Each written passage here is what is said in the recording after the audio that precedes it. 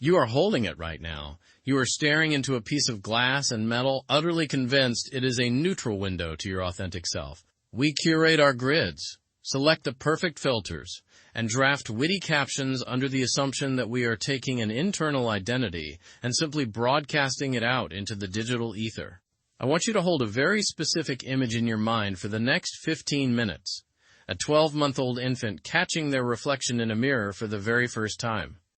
Keep that image locked in, because by the end of this video you will realize that helpless, fragmented baby is exactly who you become every single time you open Instagram.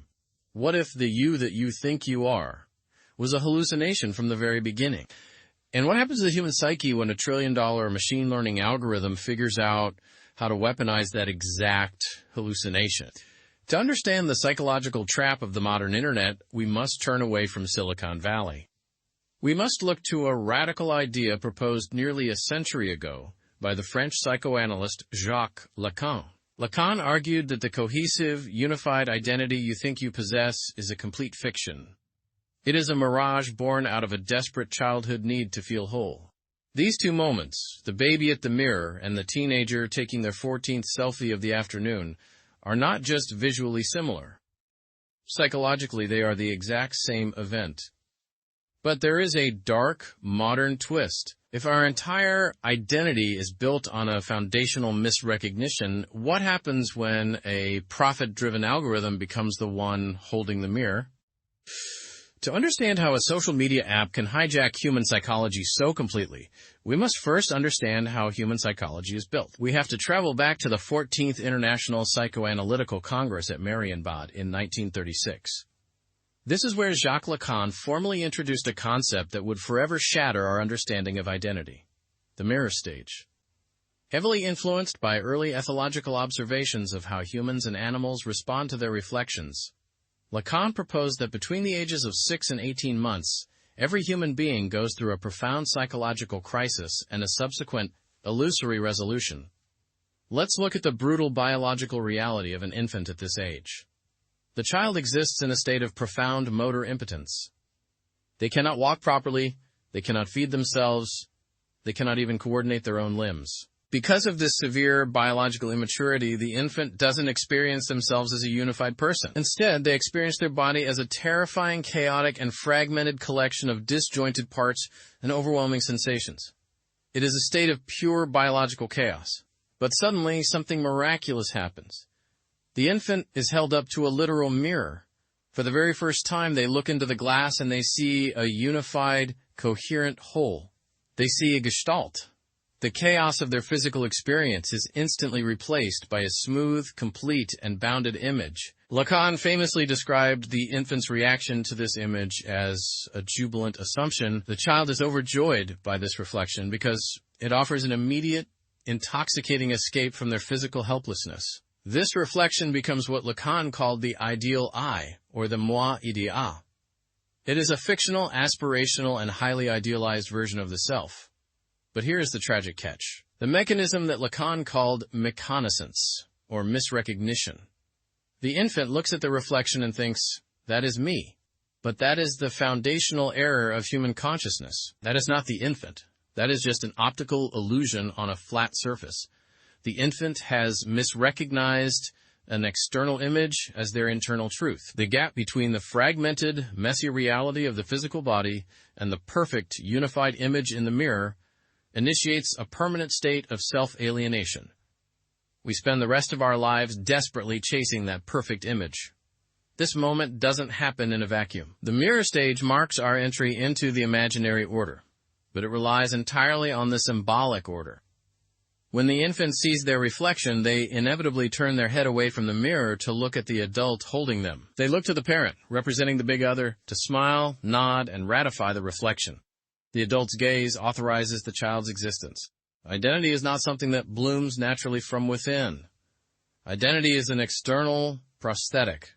It is a mask we adopt from the outside world to protect ourselves from the terrifying reality of our own fragmentation, constantly requiring the validation of the big other to feel real. But what happens when the mirror stops being a passive piece of glass and starts actively manipulating the reflection? Look at your phone, pick it up if it is next to you. I want you to really look at it. It isn't just a communication tool. It is a 24/7 psychological laboratory, and you are the primary subject. In the developmental phase Lacan described, the mirror stage eventually ends.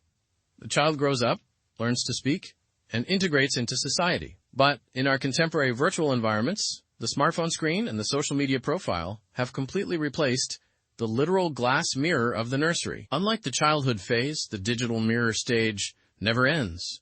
It is continuous, lifelong, and inescapable. When you open Instagram, you are stepping right back into that infantile state of fragmentation, seeking a unified image to make you feel whole again. Think about the exhaustive process of creating a digital persona. The curated profile functions as what psychologists call a prosthetic ego.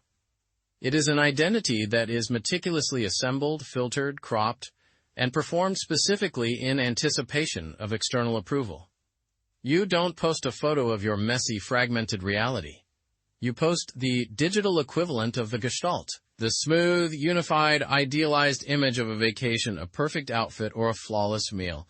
You are staging and restaging your identity in a continuous, exhausting loop. But remember the crucial second step of Lacan's mirror stage. After the infant sees the image, they must turn to the adult, the big other, to validate it. In the architecture of social media, who is the adult holding the child? Who is the big other? It is the algorithm. On Instagram, the uploaded selfie serves as the embodiment of your imaginary body image. But the authorization, the nod of approval from the symbolic order, has been entirely outsourced to quantifiable metrics. The big other is no longer a loving parent. It is a cold, calculating system of likes, comments, view counts, and algorithmic reach. When you upload a post, you are turning to the algorithmic big other and asking, is this me? Am I good? If the algorithm rewards you with a flood of notifications, your digital ideal I is ratified. You feel a fleeting, intoxicating sense of wholeness. But what happens when the algorithm decides not to push your post to the feed? What happens when the metrics fall flat? The authorization is denied. The unified image shatters. Without the validation of the digital big other, the subject is violently thrown back into that primal state of fragmentation and anxiety. You feel invisible, disjointed, and incomplete. You delete the post, not because it was a bad photo, but because the mirror refused to reflect you back to yourself. Yet, the algorithm isn't just denying you randomly. It has a very specific, terrifying agenda for what it wants you to look like. The true danger of Instagram doesn't lie merely in the fact that it acts as a mirror. Rather, the horror lies in the specific mechanical nature of that mirror.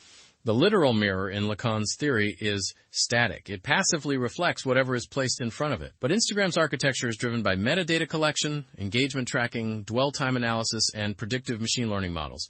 This infrastructure transforms the static mirror into a dynamic, predictive, and highly manipulative feedback loop. The algorithm doesn't reflect you. It reflects a sensationalized, hyper-optimized version of you designed solely to maximize attention retention. It is a funhouse mirror. It systematically favors self-promotional, visually idealized, and often polarizing content. It distorts your ideal I, bending your identity to fit the exact shape of whatever generates the highest click-through rates. Because this algorithmic mirror is always shifting its standards based on engagement trends, the perfect digital representation becomes what Lacanian psychoanalysis calls the objet petit a, the unattainable object of desire. The objet petit a is the thing we believe will finally make us feel complete. But by its very definition, it is always just out of reach. We engage in a repetition compulsion. We constantly post, anxiously check our metrics, delete underperforming content, and post again. We are trapped in a hamster wheel of digital subjectivation, desperately trying to bridge the unbridgeable gap between our messy offline reality and the flawless algorithmic ideal I. But the algorithm is designed to ensure you never actually reach it. A satisfied user is a user who closes the app. To see how deeply this funhouse mirror alters human behavior, we can look at a fascinating 2019 study out of the University of Waterloo. Researchers applied Lacanian mirror stage theory directly to the Instagram profile of Kylie Jenner. By conducting a deep analysis of 500 comments across 7 different posts, the researchers uncovered exactly how the digital Big Other enforces identity. They found that the audience and the algorithm provided the highest levels of ratification, the most positive comments, the most likes, the widest reach, specifically when Jenner performed highly traditional patriarchal female roles. When she posted as a maternal figure or a hyper-beautified object of desire, the algorithmic mirror rewarded her. This phenomenon demonstrates how the digital mirror enforces what we might call a gendered gestalt. It doesn't allow for fluid, authentic self-expression. Instead, it dilutes authentic identity, forcing the user to mold their prosthetic ego into rigid, pre-approved societal shapes just to receive the baseline validation required to feel human. The mirror dictates the self. But what is the actual cost of this constant psychological contortion? When we understand Instagram as a continuous, algorithmically hijacked mirror stage, the devastating real-world consequences of the platform suddenly make perfect, terrifying sense. We aren't just talking about abstract psychoanalytic theory. We are talking about a measurable crisis of human psychological survival. In September 2021, the Wall Street Journal leaked a series of internal research presentations from Meta, widely known as the Facebook Files. These documents, dating back to March 2020, proved that the company was acutely aware of the psychological damage their digital mirror was inflicting.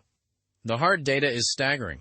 Official internal statistics revealed that 32% of teenage girls reported that when they felt bad about their bodies, Instagram made them feel worse. But the alienation goes much deeper than body image. The gap between the fragmented real self and the unattainable digital ideal can become quite literally lethal. The leaked files showed that 13% of British teenage users and 6% of American teenage users who reported suicidal thoughts traced those feelings directly back to their use of Instagram.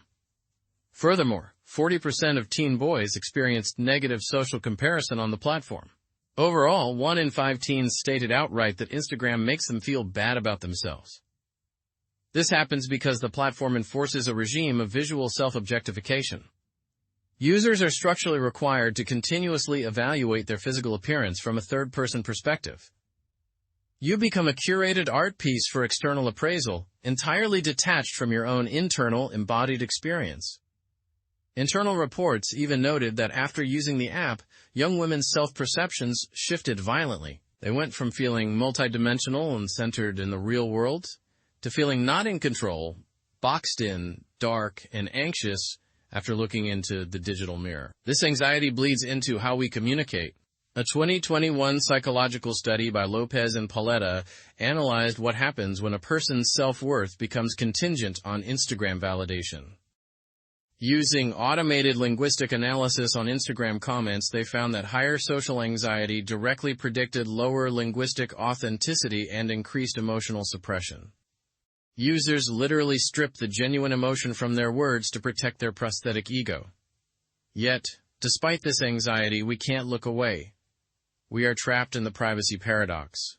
We compulsively overshare our most private, intimate moments, trading our personal lives for digital validation. We do this because the algorithmic rewards trigger dopamine loops in the ventral striatum of the brain. The platform mimics the neurological effects of substance use, keeping us addicted to the very mirror that is tearing our identity apart. So if the digital mirror is this destructive, the natural response is to want to smash it. We want to log off, delete the app, and return to our true, authentic selves. But this brings us to a profound and unsettling realization. Is there even a real you left to go back to? This exact question has sparked a massive controversy in academic circles regarding cybersubjectivity. On one side, you have the liberationists. These media theorists argue that cyberspace is actually a freeing environment. They believe that by detaching from the physical body, the digital realm liberates us from real-world norms, allowing for fluid, singular expressions of identity that physical reality suppresses. But Lacanian scholars, most notably Slavoj Žižek, fiercely disagree. They argue that the digital sphere is not a free utopia. Instead, the algorithm itself has become the new master signifier, or what Lacan called the point de capitone, the anchoring point that regulates our very existence. The algorithm enforces a continuous, incomplete subjectivation based on automated, asymmetrical recognition. And here is Lacan's final, brutal, Punchline. Remember the core of the mirror stage. The unified self was always a fiction. Human subjectivity is always already split between the fragmented real body and the idealized image. Instagram didn't actually destroy our authenticity. Because the ego is always an illusion based on external misrecognition, social media is merely a hypervisible, technologically accelerated manifestation of our foundational alienation. The digital realm doesn't ruin the authentic self, it just proves that the unified self was always a lie constructed from the outside. Instagram doesn't just reflect human nature, it hijacks the mirror stage. It takes our deepest, most foundational psychological need for wholeness and turns it into a commodified algorithmic feedback loop. We aren't merely users of a platform.